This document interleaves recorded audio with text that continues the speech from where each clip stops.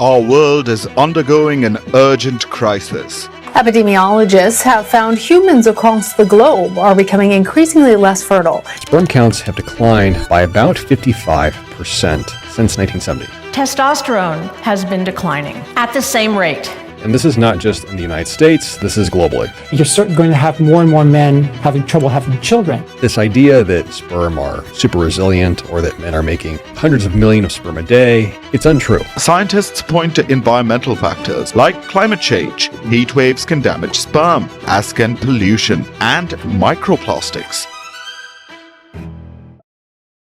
What's up, everybody? This is Alexander, and this is the Fertility podcast. The topic of today is sperm health, how to improve sperm health. And we're going to cover the top 5 most practical tips that you can apply. Before we dive into sperm health, I want to create context. We always have to have context. We always have to frame the conversation. What are we talking about? So the process of spermatogenesis, the process of sperm being created, that process is very sensitive to stress, to environmental toxins, and to overall lifestyle. This idea that sperm are super resilient or that men are making hundreds of millions of sperm a day, and so long as you are normal body weight or reasonably healthy, that your sperm count and morphology are okay, it's untrue. If you look at the data, and I credit Dr. Swan for really opening my eyes to this. Dr. Swan, she wrote a book called Countdown, where if you want to get into the science of why sperm counts are declining,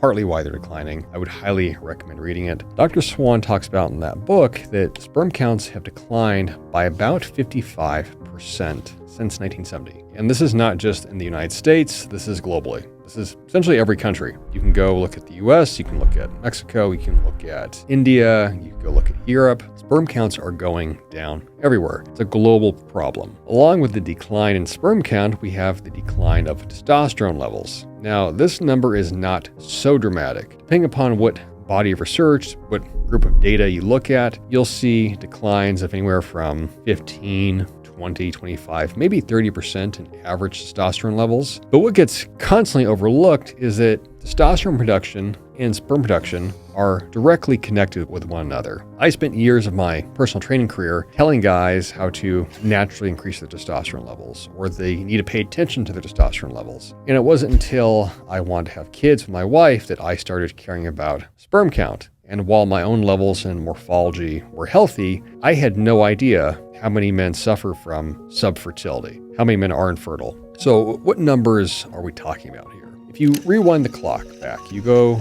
to 1970, let's say, the average sperm count, the global average, was about 100 million total. And that's within a standard measure of ejaculate. How much is the average ejaculation? So the average ejaculation is about 5 millimeters. So in 1970, per 5 milliliters of ejaculation, which is a combination of seminal fluid and actual sperm, you'd get about 100 million total sperm. Now we go to 2025. The average sperm count is 49 million. It's gone down by half, more than half. And if you look at the research on fertility and what is the cutoff for a man being considered fertile, it's about 20 million. Now, think about this. The average has declined by 55%. Now, consider what the median sperm count is today. We can surmise and do some napkin math that anywhere from 15, 20, maybe 25% of men today are subfertile or infertile. And in fact, if we look at the data on infertility,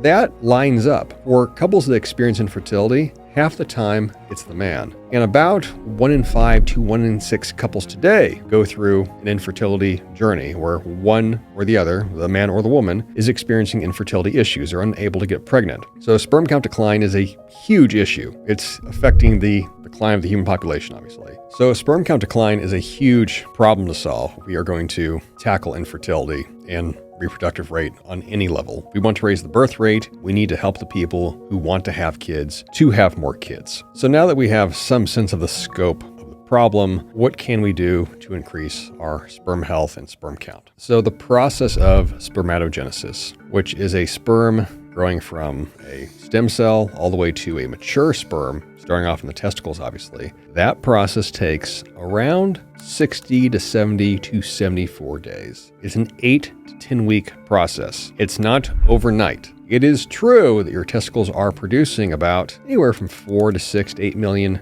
new sperm a day, but they have been in the pipeline for weeks. Now, because of this, why this is relevant is that sperm are extremely sensitive to stress. They don't have enough nutrients, oxidative stress is too high, if temperature is too high, if sleep is lacking, if testosterone production is down, because the cells that produce testosterone, the Leydig cells, also are the primary driver for the Sertoli cells, which help produce the sperm. If any of these things are affected, numbers drop. Morphology drops. What do I mean by morphology? Having healthy sperm, it's not just about having a lot of sperm. It's also having sperm that are properly formed and are able to function, meaning they can swim and they can go in the right direction. With sperm morphology, there are 5 S's that you should know. There is sperm size, there is sperm shape, there is sperm structure, there is sperm symmetry, and there is sperm surface. So you want the sperm to be the right size, 50 to 60 micrometers in length, not too long, not too big. You want the sperm to be the right shape. You want an oval round head, what looks like a sperm whale. You don't want an overly flattened head. You don't want a misshapen head. That head structure is critical for that sperm to have any shot at going into the egg, being chosen by the egg. Then you have the sperm structure. Sperm contain a nucleus, they contain a mitochondria, they contain the flagellum. If any of those things are out of proportion or defective, those are bad sperm. Then you have sperm symmetry. Some sperm can have 2 tails. They don't swim right. Some sperm have no tails. Some sperm literally are asymmetrical. They're misshapen. Their tail goes in one direction, the head goes in another. The sperm ideally should be symmetrical in structure. And then you have the surface of the sperm itself, the head structure. There are any irregularities, if there's any small cavities within that head structure, it's not going to be, most likely not going to be a viable sperm. So sperm, it's not just about count. It's about obviously how they're shaped, how they're formed,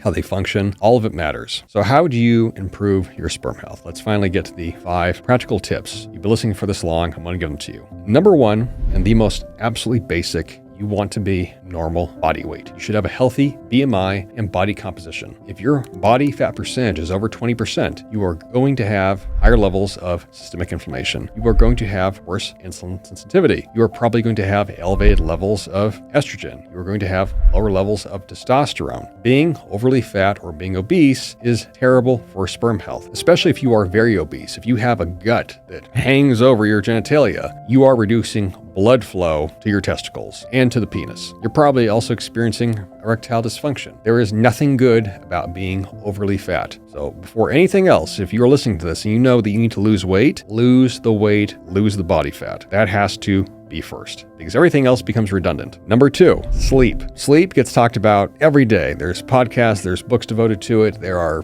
4-hour episodes about it. I have nothing new to add to that conversation as to how critical sleep is, but as you might imagine, sleep is essential for sperm count and sperm health. When you don't get enough sleep and your testosterone declines by up to 20, 30, even 40% in some cases if you are chronically sleep deprived, your sperm count is going down at the same time. Your body's production of melatonin at night is also protective for sperm health. It protects from free radicals. Every night that you don't get enough sleep, you are, more or less oxidizing your sperm as they're being made. It's not good for them. So you have body composition, you have being healthy body weight. And number 2, you have sleep. Those 2 alone can make a huge difference. Number 3 recommendation for sperm health, micronutrients. So this is a topic unto itself, the essential micronutrients that you need, and that is its own video. I'm not going to go into a deep dive on all of these, but what are the top 10 micronutrients for sperm health as part of a pro-fertility diet for men? I'm going to list these out in no particular order. Number 1, zinc. Number 2, selenium. Number 3, vitamin E. Number 4, vitamin C. Number 5, coenzyme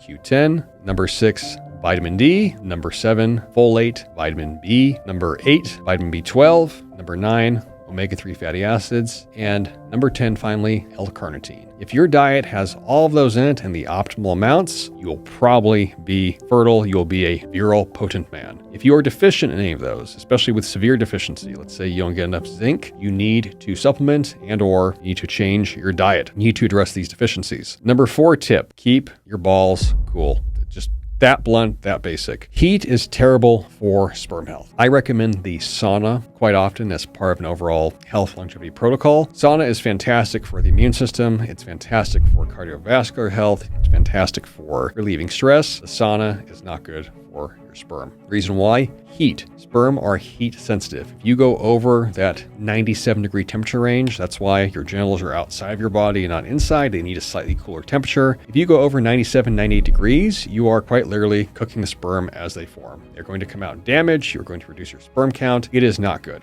There is actual research that's been done on this where, if I remember correctly, men would it was a funny experiment, but men would submerge their testicles in very hot, warm water, like a hot tub basically, for multiple minutes per day. I think it was something like at least 10 minutes or longer. And they did this daily. And over the course of a few weeks, their sperm counts dropped to minimal levels. They basically made themselves infertile. So don't sit in a sauna if you want to be potent. Don't sit in a hot tub or a steam room if you want to be potent. If you want to get your wife and or girlfriend pregnant, you're a fornicator, stay out of the heat. It doesn't mean that you want freezing cold temperatures, because those also can be very damaging. Ice baths are not good for sperm either. If you do too much ice bathing, you're sitting in ice, that's just freezing the sperm now. The point is you want your testicles to be cool, wear loose underwear, wear boxers, cotton, polyester free, whatever changes you need to do, keep the boys cool. That by itself will augment your overall potency. Number 5 tip, sunlight and vitamin D production. It's true that you can supplement with vitamin D, but vitamin D, the synthesis, it is best accomplished through regular sun exposure. If you live in a very dark place, you need to find a way to get some phototherapy and get some vitamin D producing UVA, UVB light on your skin. Or if you live in a sunny place, you need to go outside. Go outside in the morning, midday, get that vitamin D production going. There is a almost direct relationship between low vitamin D levels, low testosterone levels, and low sperm count. The sun, it powers your body. The sun wants you to reproduce. Your body is evolved with the night, and with the day is evolved to be in the light. Get outside, get a tan, get some melanin and vitamin D production going, and that will have a powerful effect on your testosterone production and your sperm health. Number 6 bonus tip, endocrine disruptors. This one is challenging to make recommendations on because we live in a modern manufactured world. We're surrounded by microplastics, laminate surfaces, and metals, and perfumes, and scents, and all these chemicals. But what can you do to detox from some of them? How can you? Number 1, don't drink out of microwaved plastics. I would say microwaving your food in any kind of plastic container is horrible for you. Don't do it. Number 2, minimize the ingestion of processed foods. Anything that comes plastic wrapped, that's boxed, that's frozen, that is unnatural, that is not grown and raised or planted and picked, cut out the processed foods. Number 3, water. The water that you drink, depending upon where you live, it might be contaminated as well with various endocrine disruptors. Pristine water quality is a rare thing in most of the world. Get a quality water filter, either for your sink or a whole house filter if you want to invest in some money. Get your water filtered, get the heavy metals, get the endocrine disruptors, the birth control, the SSRIs, get all that stuff taken out of it. Number 4, household chemicals. This oftentimes is more scary for women than men. Men, we don't really, well, most men anyway, we don't wear tons of makeup. We're not putting chemicals on our face. We're not dousing ourselves in perfume. Who knows if we're using regular, shampoo products or not, some of us. But all of these things contain endocrine disruptors, or they can. So can common household cleaning sprays. So can laundry detergent. So can soy candles and Febreze. So trying to go more natural with all these products or just limiting them outright, that can go a long way towards removing all of these endocrine disruptors from your overall life. It's not necessarily practical to get rid of everything at once, but make small changes, find a way, switch over to more natural products or not using certain products at all. And over time, you have this compounding effect where you lower your overall chemical load. There is no one toxin in the environment that you can point to and say, aha, it's that. It's more death by 1,000 toxic cuts. All these chemicals, they surround us 24/7. So anything we can do to mitigate that damage and lower the stress in our body, lower the stress in our tissue, lower the stress in our immune system, lower the stress on our testicles, it adds up and it all counts. Thank you for listening, guys. And if you are a man or if you are a couple looking to improve your reproductive health and you'd like to conceive naturally, check us out at joinfertility.com and let us be there for you on your reproductive journey and get both of you reproductively optimized. Thank you for watching. Please remember to like and subscribe and hit the necessary button, and I will talk to all of you again.